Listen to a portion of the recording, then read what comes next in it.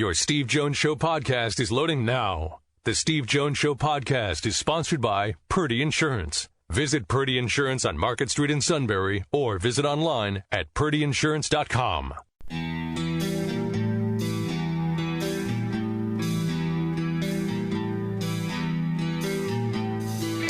Sports talk where your voice counts. This is the Steve Jones Show on News Radio 1070 WKOK. Now from the Sunbury Motors Studio, here's Steve Jones.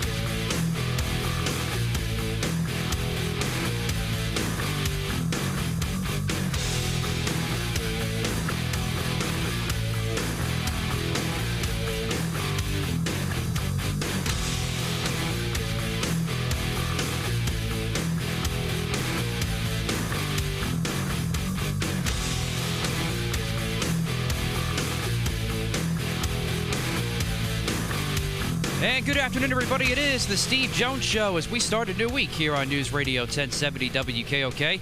Matt Catrillo here with you, filling in for Sean Carey. He's got the week off. And also joining us today here in the studio is Bob Buehner back with us. Bob, it is good to be back with you here. Always, Matt. You know, today, the first Monday in August means a lot of things, including the start of high school football practice. That's right. 600 teams across the Commonwealth, from Erie to Philly and from Waynesburg to Honesdale, all starting on that mythical chase for a state championship.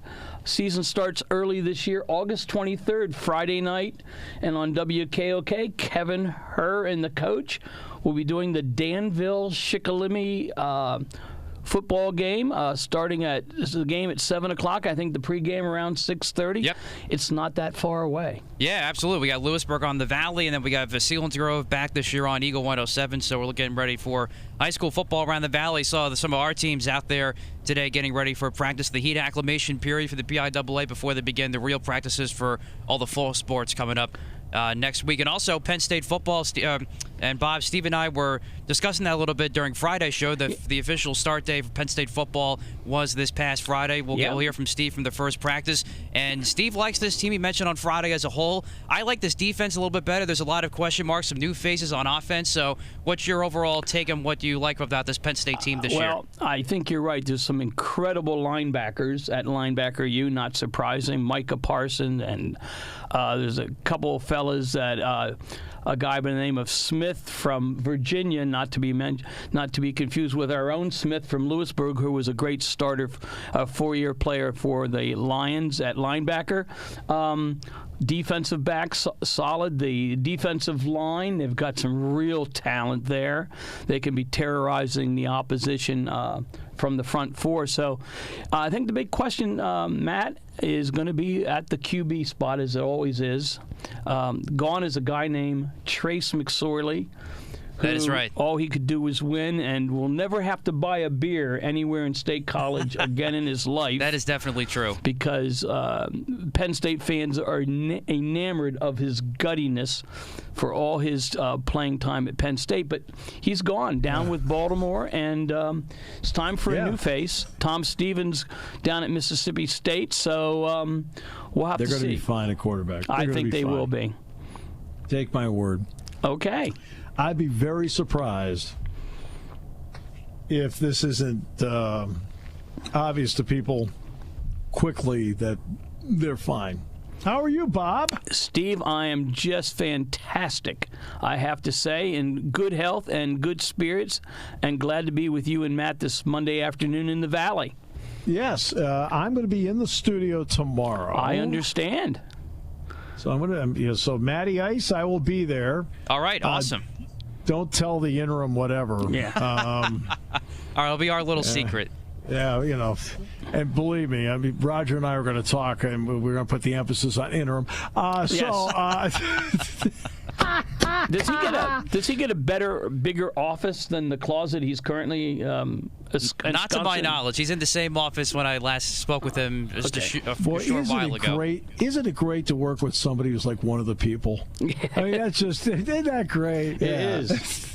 So, Steve, high school football, as Matt and I started out the show, first day of practice, I think the big talk here in the Susquehanna Valley is about a game that's going to take place on August the 25th in the afternoon down in South Carolina.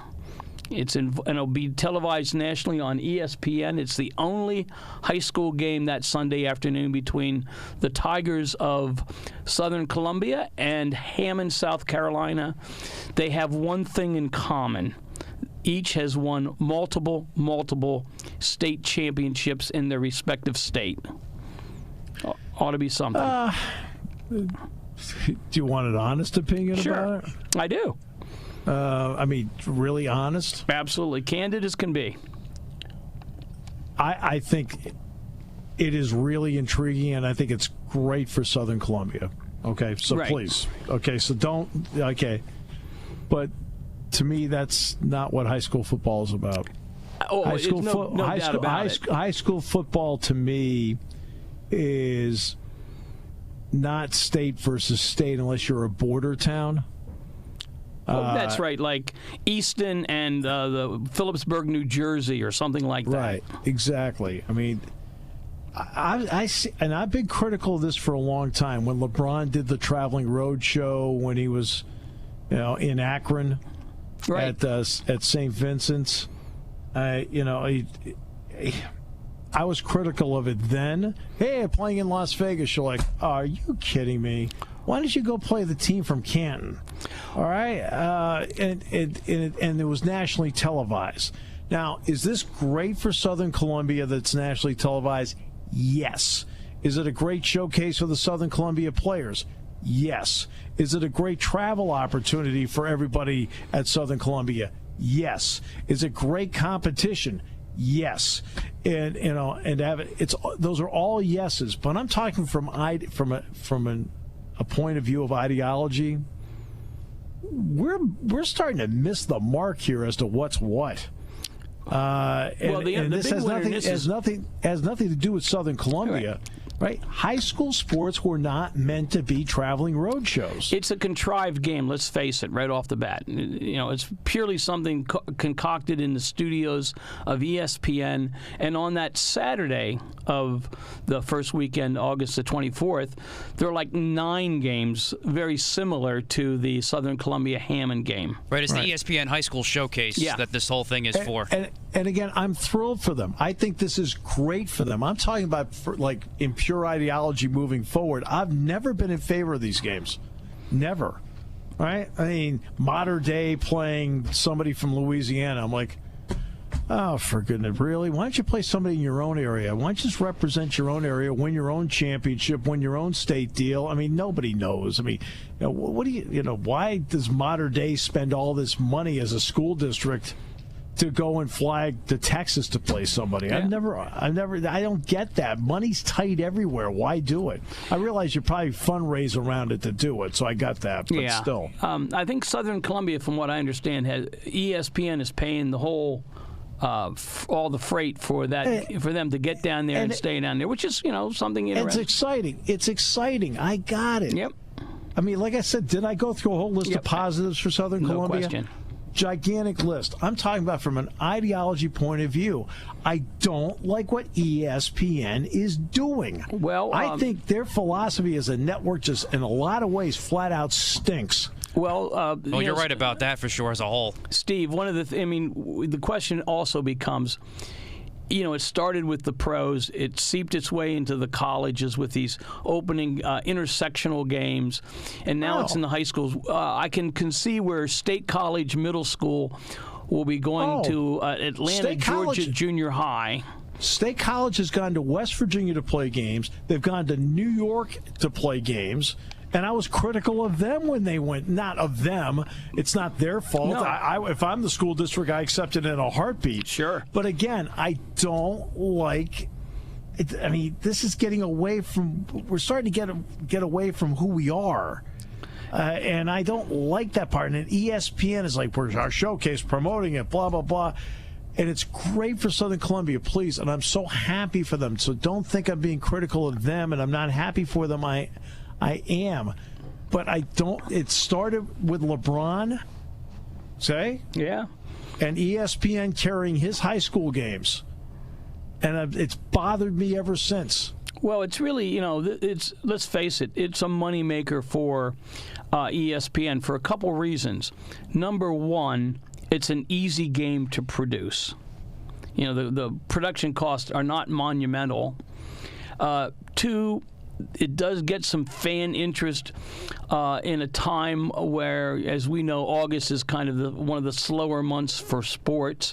So it fills a whole weekend of programming that they need, and it's live, and you can, do it interregionally, right, so you get a wider audience. So the big winner in all of this is the bottom line at ESPN. It's about the money.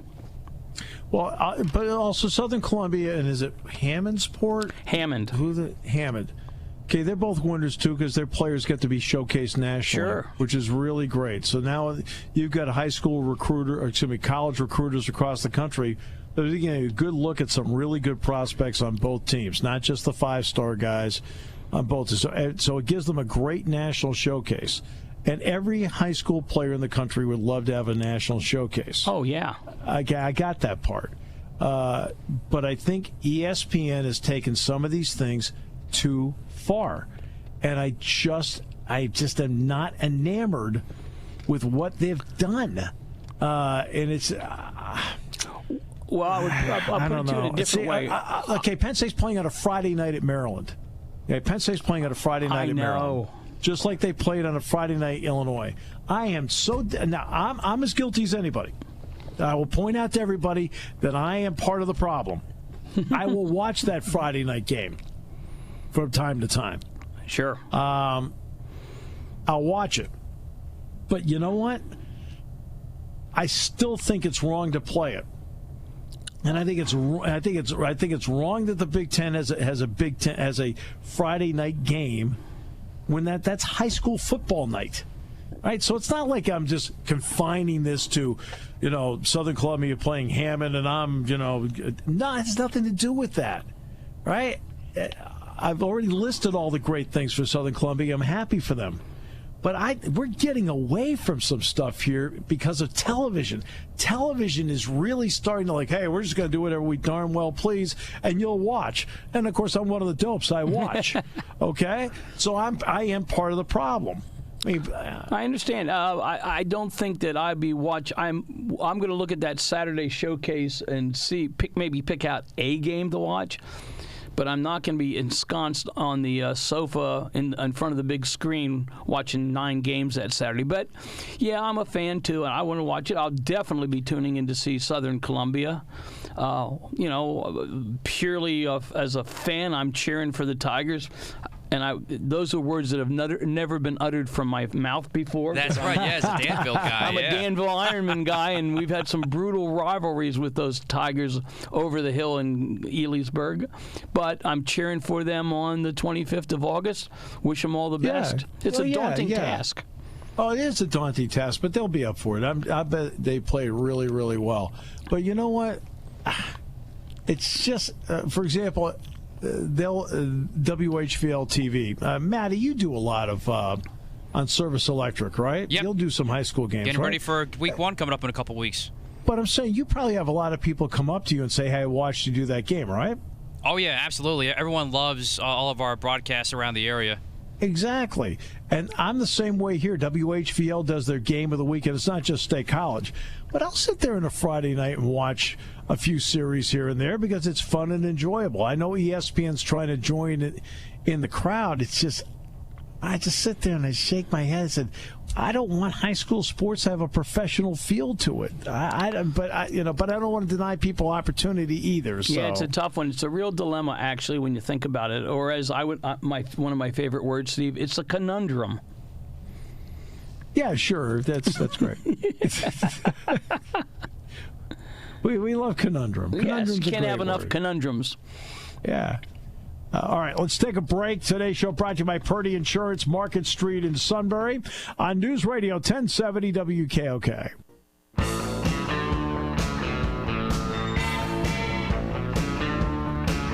Great to have you on the show today. Brought to you by Purdy Insurance, Market Street in Sunbury. Go to purdyinsurance.com. Purdy's has served this valley for decades. And they're the experts. Auto, home, life, business, whatever it may be. You want to bundle? Look, you're their focus. One-to-one customer service. Purdy Insurance, Market Street in Sunbury. Go to purdyinsurance.com. We're in the Sunbury Motors studio. Sunbury Motors, 4th Street in Sunbury. Sunbury Motors, Kia, routes 11 and 15 in Hummel's Wharf. Bob Buehner alongside the future voice of Shikellamy football, Matt Catrillo's here. He thanks you for the promotion. Always. Matt's there. Matt's ready. Oh, no, I know he's ready. It's like that one season of Nirvana we have when Ferlazzo was doing it. It was great. It was awesome. It's incredible. It's like the game's about the game and not the guy doing the game. Oops.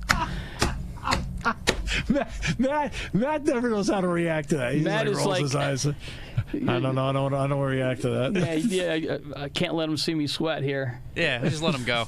Yeah. So, your first broadcast. When are the spikes done, Steve? Labor Day. So you'll have a busy couple weeks then at the end of the month. I've got 12 games in 12 days starting on Thursday. That's an impressive streak. That's fun. That's fine with me. Yeah, yeah, exactly. Steve, I have to say this. Last night, watching ESPN baseball, and I thought of you. Why? Because the Red Sox were losing? Exactly. Again? They got swept 4 games. I think that knocks them out of any kind of... Just so you know, I'm well aware. In fact, I want to set up a 3-game series with the Pirates to find out who's worse. Well, that would be a race to the bottom. Exactly. Listen, there are AAA teams around this country that could make the Pirates look really even worse than they are now. Well, tonight they're playing the Brewers tonight. Right. You know what the promo is? Free beer night, I would think. Jordan Lyles comes back to Pittsburgh. All right, now, you could poll fans at PNC Park. All right, and what did you think of Jordan Lyles when he pitched for the Pirates? And most of the responses would be, he played for us? Yeah. Really? Give me another Iron City, if you will, and let's move on, because that's what they think of Jordan Lyles in Pittsburgh. It's like, they don't know who he is. No. Now, look, they're not very good. I got it. The Phillies are the Phillies trying to. They took Mikal Franco and they farmed him. Yeah. How about that? They farmed him out. Didn't make sense. Well, I don't know. He hasn't been playing all that well, and I think when you acquire Corey Dickerson, like they did, which gives you another outfielder, you now can put Scott Kingery, to his credit, who can play a wide variety of positions. You can now start moving your chess pieces because Franco's not there anymore. True, and Dickerson is also very versatile in the field, plays a variety of positions as well. And I give Dickerson credit. When Dickerson was acquired by the Pirates last year from Tampa Bay, I knew he could hit. That was not even a shadow of a doubt. I said, well, this guy will come in and hit. But will he give up as many runs as he gets? And you know what? Dickerson ended up winning a Gold Glove last year.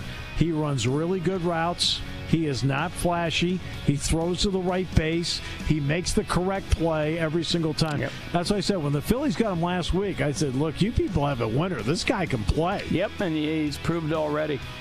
Yeah, I mean, he can play. And now I think it with Franco not there, it gives them more versatility because of Kingery. And Kingery is not a natural outfielder. I think this opens up a few doors and gives them a better lineup. I mean, the hope had been Franco would be this big bat, and it hasn't been like that. Taking your calls at 800-795-9565. This is The Steve Jones Show on News Radio 1070 WKOK. Now, from the Sunbury Motors Studio, here's Steve Jones. All right, today's show brought to you by our good friends at Purdy Insurance, Market Street in Sunbury. Go to purdyinsurance.com. Purdy's have served this valley for decades. Auto, home, life, business, whatever it may be. and you may want a bundle. They'll find you the right insurance. They'll find you the best price. And in the end, if you ever need them, they'll be the first ones to step up for you because customer service means everything to them. It is Purdy Insurance, Market Street in Sunbury. Go to purdyinsurance.com. We are in the Sunbury Motors studio. Sunbury Motors, 4th Street in Sunbury. Sunbury Motors, Kia routes 11 and 15 in Hummel's Wharf. Bob Buehner alongside today. Hello, Bob. Hey, Steve. Those Sunbury Motors people, my favorite, Danny over in the Quick Lane, takes care of my car every couple months when it needs it. So, great folks, and glad to be here with you and with Matt. Yeah, it's great to have Matty Ice here once again. You'll be back with Matty, you guys as well. Yeah, it's great to have you here. Steve, Steve, during the break, I had a chance. I went into the men's room, and in a foreshadowing of what's to come, there are 2 large bottles of ibuprofen on the counter. I think that coincides with the arrival of the new interim general manager at Sunbury Broadcasting. I think that ibuprofen came out of the president's office. Could well have. Oh boy. Well, anyway, we make fun of him, but he's such a fun guy. Who? Roger is, yeah. Yeah. Right, exactly. I think Roger's a great guy. He's a lot of fun. It's the other guy we're talking about, I guess. The other guy scares the daylights out of me. Hey, Steve, if I can play Ask Steve a Question, that new game we play. We love it. I know you do. This is a question about recruiting, and not about anybody in particular, but in a very generic way. And this is what I've wondered about.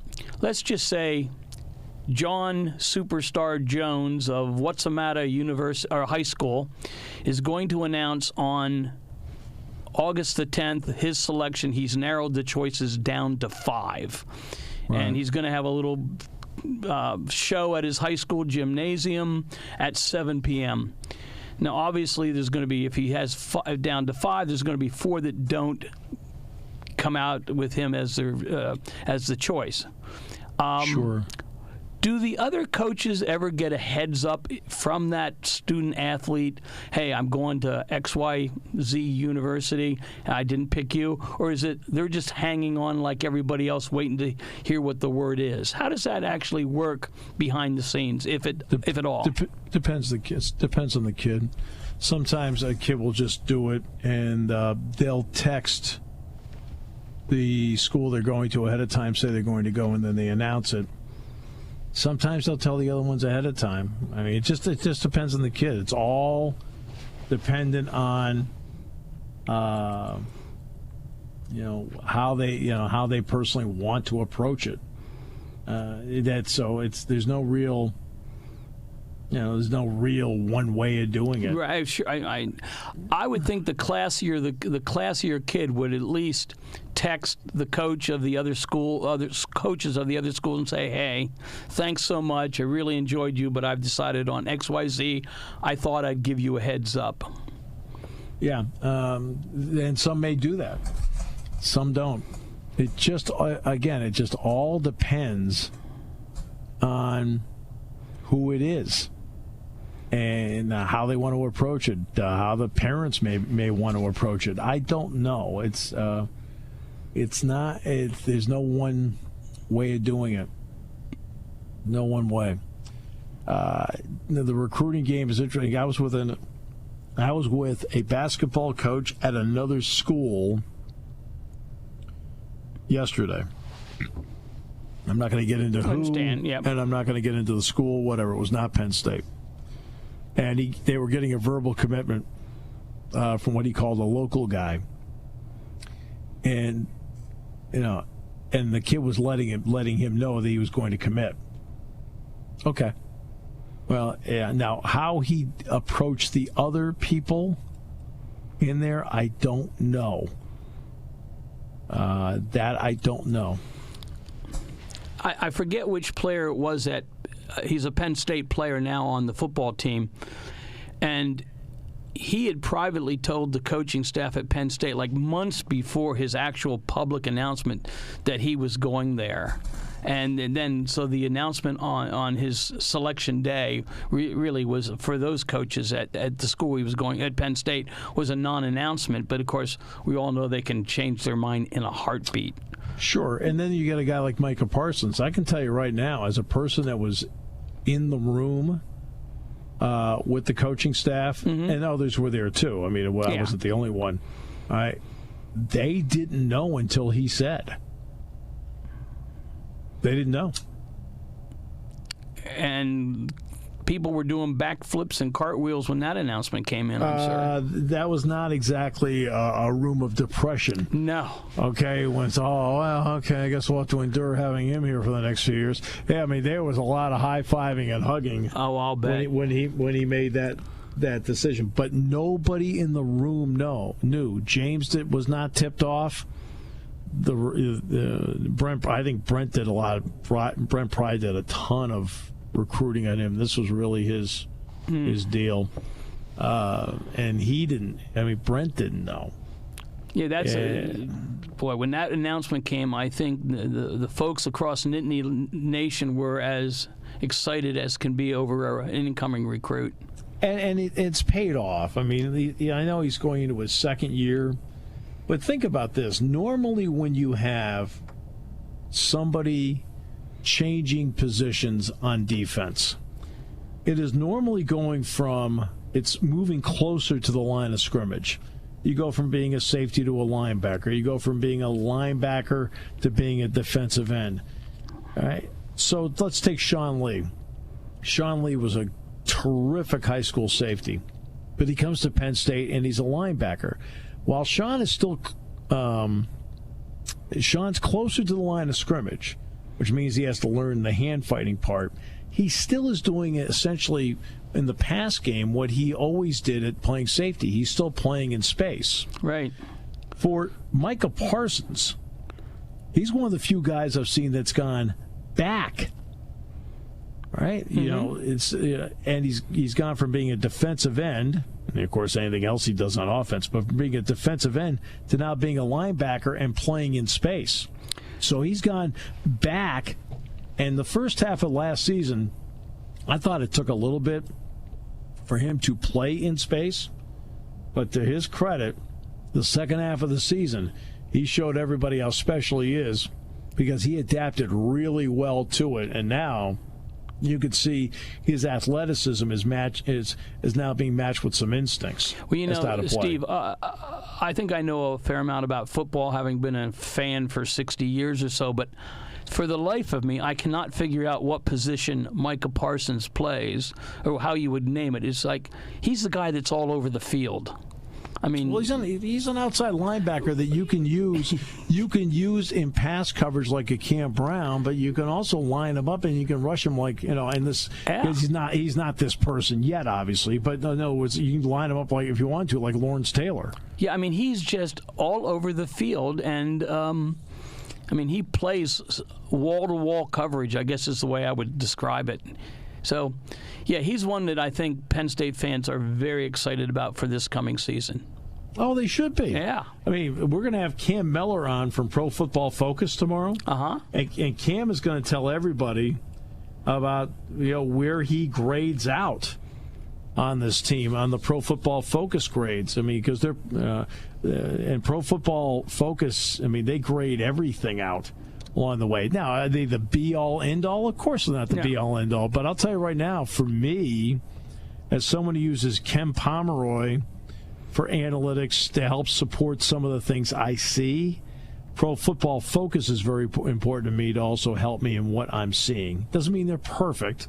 I mean, I remember one week they named this guy Lineman of the Week nationally. All right, and we're like, I was like, really? That's not the game I watched. And so then I went up to a member of our staff and I said, hey, they named this guy. They're like, oh. I said, what did you think? And I said, wow. I said, I didn't quite get it. He goes, oh, good. Neither did we. It's like, okay. Well, I think he's one of the exciting. I think Micah Parsons truly an exciting player. I mean, he's a game changer. There's and no question. He's a 5-star. Plays like a 5-star. I mean, that's what a 5-star should look like. I would have loved to have seen him play a little bit of offense, only because I have this. What do I want to say? Who was the guy from Plymouth State that was getting voted? Sure, yeah, I know for the Heisman because he was Gordy Lockbaum. Gordy Lockbaum was a two-way player, and he actually got votes for the Heisman Award. But he did. It'd be great to see another two-way player. I mean, it'll never happen, obviously. Well, Charles Woodson was essentially a spot two-way player. Yeah, that's true. Chris Gamble at Ohio State. Yeah, was a two-way player. Did not Woodson win the Heisman Trophy? Woodson won the Heisman. Yeah, and he played a fair amount of offense. Chris Gamble was a wide receiver and a defensive back at Ohio State. Yeah. He played both. So it can be done. Yeah, I mean, I've seen it. And those are obviously great examples, really good players. But so you can do it. I think when you get into a situation though, like Parsons, let's take last year. He's learning a whole new spot. He's learning how to play linebacker, how to play in space. You get into that. That quandary, quarterback exits pocket. Do I attack? Do I stay back? Do I hold my lane? Do I go after him? All those split second decisions you have to make. I think you want him to master that before you say, hey, by the way, you're going to play running back too. And I think you want him to master the part where he's going to help the football team the most. Sure. Plus, they already had other guys at those spots anyway. Oh, yeah. What's that guy? Miles, somebody that was a running back. I guess he could take Micah could be behind him. Eagles loved him. Yeah, he tore it up at training camp last night, Miles Sanders. He did. Nice little cutback for a 5-yard touchdown run and 11-on-11s. Ooh. Did really well. Matt, you've gone to Bucknell football practice so far? I did. I went to the first one on Friday. Going to go to the first part of it for their first full pads practice tomorrow. And we'll see how things go, getting ready for the Temple opener. I believe Doug Birdsong was there. Yes, we were both there side by side watching, and he was taking video and stuff, and I was just kind of doing my own thing, taking some notes and things like that. Sure. You mean the fabulous Doug Birdsong? Yes. Which is how I always refer loved to him. working with Doug. And he is fabulous. He is. Steve, there's one other question, Bob. So Maddie, you're doing the sidelines? Yes, for the Temple opener. Right. Yep. And Doug's the play-by-play guy? Correct. Yeah. That's all you need. Did the color analyst make an appearance? He did not for this particular practice, but I had a discussion with him before the show, and he said he will be getting to sometime this week. Okay, so he's not going at all. Okay, no, exactly.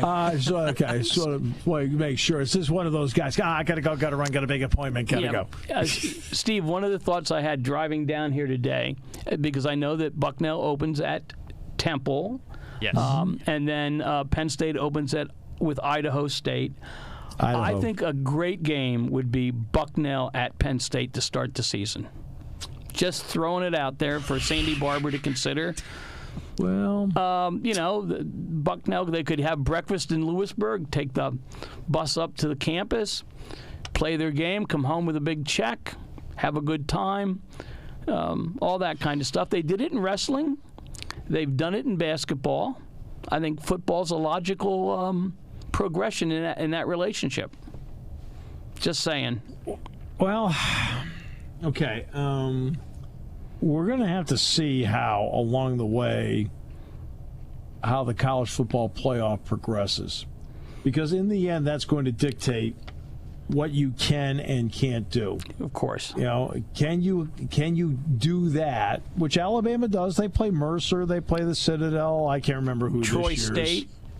But Troy State's FCS. Yeah, but they No, they're FCS, so that's not an issue. These other schools are FBS. I'm trying to think who the heck they play this year, but it's before the Auburn game. Is it something like College of Charleston or something like that? I'm trying to think as well. Like Charleston Southern. Yeah, something like that. I'm not sure. Yeah, we'll get our staff working on that. Now, I know Penn State will have Delaware. I know it's down the road they've got Villanova. So is it a possibility? I think anything's a possibility. I just, but again, I think Penn State needs to schedule whatever direction the college football playoff dictates. And if they dictate that the door to something like that is open, then go ahead and do it. Alabama plays WCU at home the week before the Auburn game on November 23rd. Western Carolina. Yeah. Western Carolina. The Catamounts. Yes. I knew there was a Carolina team that was in there, just wrong state. Now, I think what Penn State needs to do is Penn State needs to schedule, again, back to how the College Football Playoff Committee dictates scheduling. And to be honest with you, as of right now, I couldn't tell you in a million years what that philosophy is, because the College Football Playoff has completely confused me when it has come to scheduling. I don't know what I have no idea. I don't think anybody else does either, Steve. I think it's a baffling thing for a scheduler looking forward, because we all know that the schedules are, for the most part, very inflexible, because you have to play so many games in your conference, 8 or 9, and you only have a limited window of schools to play in the beginning of the season, and no one's figured it out. And those games are lined up for years. Yeah, I mean, for years. And I don't know. In other words, let's take Washington. Washington made the college football playoff in 2016. So we know, everybody knows, because Penn State was right there in the thick of it. Yes. And I want to say they played Portland State, and they might have played Eastern Washington, but their toughest non-conference game was an FCS opponent, Rutgers. Well, the second they did that, it made you sit back and say, whoa, wait a minute here. How can I schedule now? I'm allowed to do this?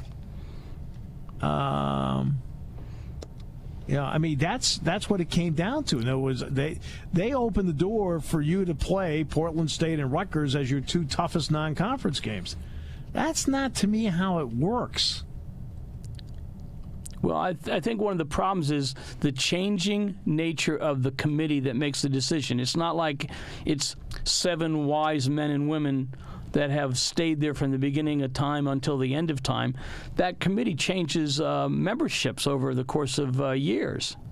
Yeah, well, and that's fine, because it's very time-consuming. So that sure. part I've got. But when you replace somebody with somebody else, you may get a whole different perspective. So that changes the composition or the decision-making of the committee at a particular point of time. Yeah, this was Washington's first 3 games. Rutgers, 48-13. Idaho, 59-14. And then Portland State, as you mentioned, Steve, 41-3. That was their first 3 weeks of the season. I mean, that's how, in other words, that's how they schedule their non-conference. Now, they did play, to their credit, they did play 10, right? They did play 10 FBS opponents, because Rutgers was the 10th. Yep. And they played 9 conference games. This is before they played in the Pac-12 championship game against Colorado. But I don't know. To me, they've got... when something like that happens, I think what happens is that they now open Pandora's box to a problem. That's just my opinion. Yep. Big time problem. We'll take a break. Yep, we'll take a break. Come back with more in a moment here on News Radio 1070 WKOK, brought to you by Purdy Insurance. All right, more coming up next hour. Looking forward to it. We're also going to delve into the world of analytics coming up in that'll be tomorrow. Cam Miller is going to join us from Pro Football Focus. Bob will be there. I'm bringing my